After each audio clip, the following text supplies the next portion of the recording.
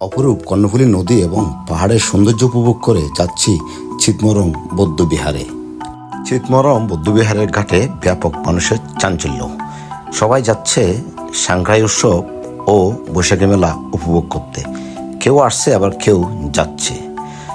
এই যে এলাকাটি দেখাচ্ছি এটা হচ্ছে চিতমরম ঘাটের কিছু দোকান। এই দোকানগুলোতে এই যে ফুলের থালাগুলো সাজিয়ে রাখা হয়েছে, এগুলো সাংগ্রাই উৎসবে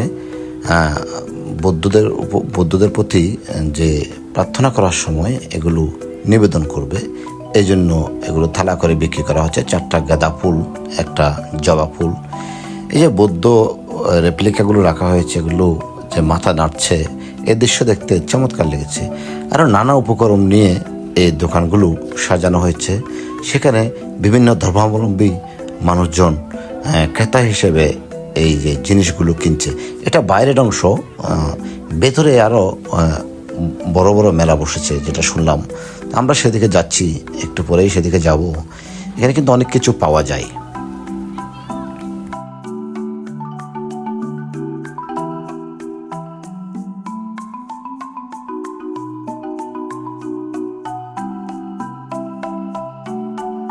বিশাল এলাকা জুড়ে এখানে সাংগ্রাই উৎসব হচ্ছে। প্রচুর মেলা, বৈশাখী মেলা বসেছে।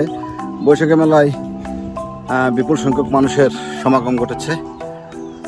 অত্যন্ত দারুণ একটি মেলা হচ্ছে এখানে। আমরা কাপ্তাই ঘুরতে এসে এই সাংগ্রাই উৎসবটি মিস করলাম না। চিতমরম বৌদ্ধবিহারের এই এলাকাটিতে দেখা যাচ্ছে প্রচুর মানুষ। এখানে ব্যবসায়ীরা এসে নানা রকম জিনিসপত্র বেচা বিক্রি করছেন। কেউ স্যান্ডেল, কেউ পাখা এবং কাপড় চোপড়ও বিক্রি করছেন অনেকেই, আপনারা দেখছেন। এখানে শীতল পাটি, প্লাস্টিকের পাটি বিক্রি করা হচ্ছে। বেচা বিক্রি কিছুটা কম, ক্রেতা উপস্থিতি কম। এরপরেও হয়তো মূল অনুষ্ঠান মালা যখন শুরু হবে, মূল সাংগ্রাই উৎসব যখন শুরু হবে, তখন ক্রেতা আসবে, যে কারণে ব্যবসায়ীরা আগেভাগে চলে এসেছেন। তারপরেও কিন্তু ক্রেতা যা আছে কিন্তু কম নেই। দূর দূরান্ত থেকে অনেকে আসেন। এই যে দেখা যাচ্ছে যে কামাররা তাদের দা, কিরিচ, ছুরি, বটি এগুলো বিক্রি করছেন। মানে নেই এমন কোনো কিছু নাই, সব ধরনের জিনিস এখানে বিক্রি করছেন বিক্রেতারা। এই বৌদ্ধবিহার এলাকার যে সমতল জায়গাগুলো আছে, কোনো একটা জায়গাও বাকি নেই। সব জায়গায় শুধু দোকান আর দোকান। পরিবার নিয়ে অনেকে এই বৈশাখী মেলায় আগেভাগে বাজার করে নিচ্ছেন, যেটা আমি দেখেছি।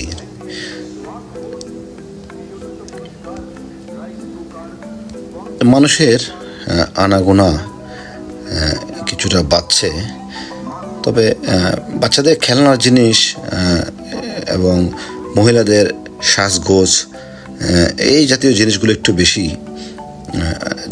যাপিত জীবনে যা কিছু দরকার সবই পাওয়া যায়, তবে বাচ্চাদের খেলনা এবং মহিলাদের জিনিসগুলো একটু বেশি দেখা যায় এই মেলায়। এখন আপনাদেরকে সবগুলো দেখাচ্ছি। এই যে বুবুজালা, মেলার যে আসল জিনিস বুবুজালা, সেটাই দেখতে পাচ্ছি। দারুণ লাগছে। আমি এই মেলায় এসে অনেকটা শৈশবে ফিরে গিয়েছি। তো মেলার যে আকর্ষণ সব কিছু এখানে আছে। তবে আমি যে সময়টাতে এখানে এসেছি, মানে প্রকৃতপক্ষে যেদিন সবচেয়ে বেশি মেলা জমবে, আসলে ওই দিন আসেনি। আমি কাপ্তাই ঘুরতে এসে চিতমরম দেখতে এসেছি। তো এসে এখানে এই বৈশাখী মেলাটা পেয়ে গেলাম, তো এই জন্য ঘুরে যাচ্ছি। তবে দেখা যাচ্ছে সব কিছুই আছে।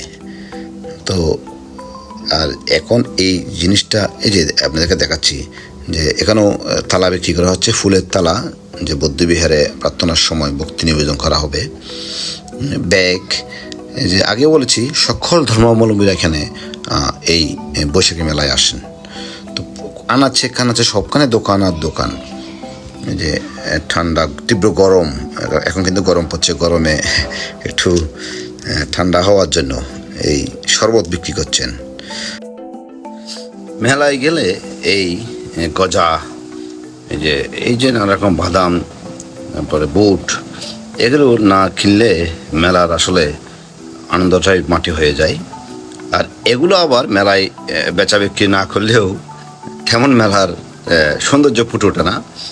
তো এই যে চিতমরঙ্গের বৌদ্ধবিহারের সাংগ্রাই উৎসবের এই মেলায় জমজমাট, এগুলোর জন্য খুবই জমজমাট। এই সুন্দর মাথার ব্যান্ডগুলো আমার কাছে দারুণ লাগছে। যদি লাইগা যায়, যদি লাইগা যায়।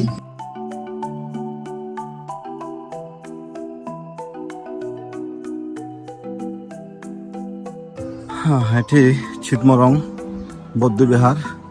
এই গেট দেখেই বোঝা যাচ্ছে এটা অনেক নান্দনিক হবে, অনেক সুন্দর একটি বৌদ্ধবিহার হবে। দেখতে সাধারণ লাগছে। মূল গেটের পাশেই এই মন্দিরটি নির্মিত হচ্ছে। চিতমরং বৌদ্ধবিহারের যে বিশালাকার বেয়ে সিঁড়ি বেয়ে উপরের দিকে উঠছি আমি। হ্যাঁ, এই সিঁড়ি দেখে বোঝা যায় ভেতরের পরিবেশটা কত সুন্দর হতে পারে। আপনি পিছনে যেটা দেখছেন এটা কিন্তু প্রধান তোরণ। হ্যাঁ, এই তোরণের আগে বিশাল একটি বৈশাখী মেলা হচ্ছে। এই বৈশাখী মেলা দেখে আমি একটু ক্যাংয়ের দিকে যাচ্ছি। বৌদ্ধবিহারের উপরে উঠছি, এটি সিঁড়ি বেয়ে। হ্যাঁ, ছায়া ঘেরা সুন্দর পরিবেশ, সিঁড়ি বেয়ে উপরের দিকে উঠছি। হ্যাঁ, দেখছেন কত উঁচুতে উঠে যাচ্ছি আমি। যত উপরে উঠছি তত সুন্দর লাগছে। জানি না ভিতরে কি আছে। এটা অনেক প্রাচীন একটি মন্দির, চিতমরং বৌদ্ধবিহার। এখানে অনেক সুন্দর অনুষ্ঠানমালা হয় নববর্ষকে কেন্দ্র করে।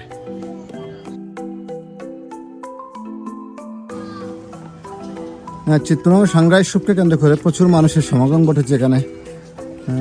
তীব্র গরম থাকায় অনেকে এখানে বিশ্রাম নিচ্ছে।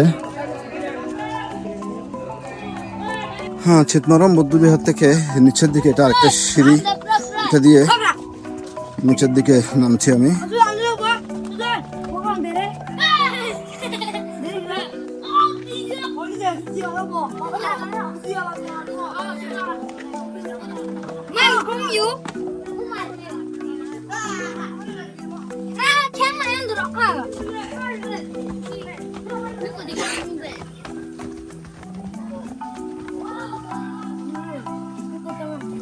এদিকে কোথায় যাওয়া যায় জানি না, জানো না? বাজার দিকে যাবো। বাজারের দিকে যাওয়া যায় কি? এই মানে চিতমরং বাজারে এদিকে কোনো মন্দির নাই আর? এটা এটা কি? এটা এটা এটা তো জাতি মন্দির। জাতি মন্দির। এটা কি যেটা দেখছি? এটা এটাও তো মন্দির। এটাও মন্দির। এটা কি? চিতমরং জাতি এবং বৌদ্ধবিহার দুইটাকে কেন্দ্র করে বিশাল মেলা। আমি প্রথমে এক পাশ দিয়ে ঢুকেছি, এদিক দিয়ে বের হচ্ছি, দেখলাম এদিকে একটা সুন্দর মেলা হচ্ছে। এখান থেকে আমি আবার এই জাতি মন্দিরে উঠবো। এটি চিতমরংয়ের কাপ্তাই উপজেলা চিতমরং এলাকার জাতি সীমাগড় ও স্মৃতি মন্দির।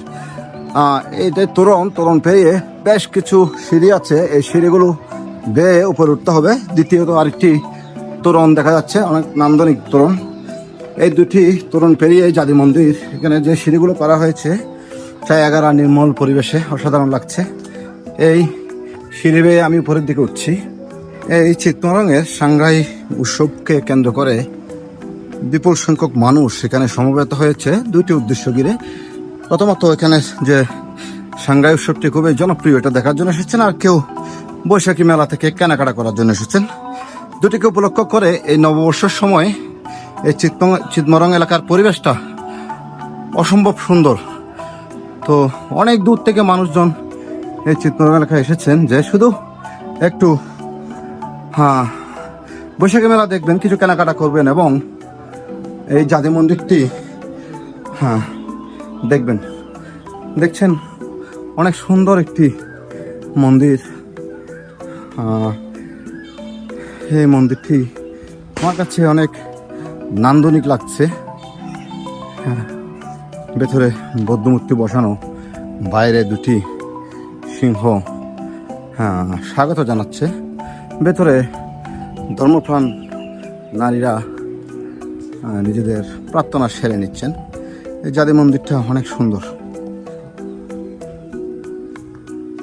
গ্রীষ্মের প্রচণ্ড তাপে পুরো আমার কণ্ঠ শুনে হয়তো বুঝছেন আমি কীভাবে হাঁপিয়ে উঠছি। এই হলো এখানকার অবস্থা। প্রচুর গরম পড়ছে। একদিকে সৌন্দর্য উপভোগ করছি, আর একদিকে গরমে হাঁপিয়ে উঠছি। প্রচণ্ড গরমের কারণে একটা ডাব খেয়ে নিলাম। এবার যাওয়ার পালা। কাপ্তাই ঘুরতে এসে সাংঘাই উৎসবের এই সুন্দর মেলাটি উপভোগ না করে পারলাম না। অনেক ভালো লেগেছে। তো নববর্ষের সময় এই মেলাটি অনেক জমজমাট হয়। সবাই ঘাটে অপেক্ষা করছি, এই ঘাটের এই টলার যুগে আবার চট্টগ্রামে চলে যাব। সবাইকে অসংখ্য ধন্যবাদ।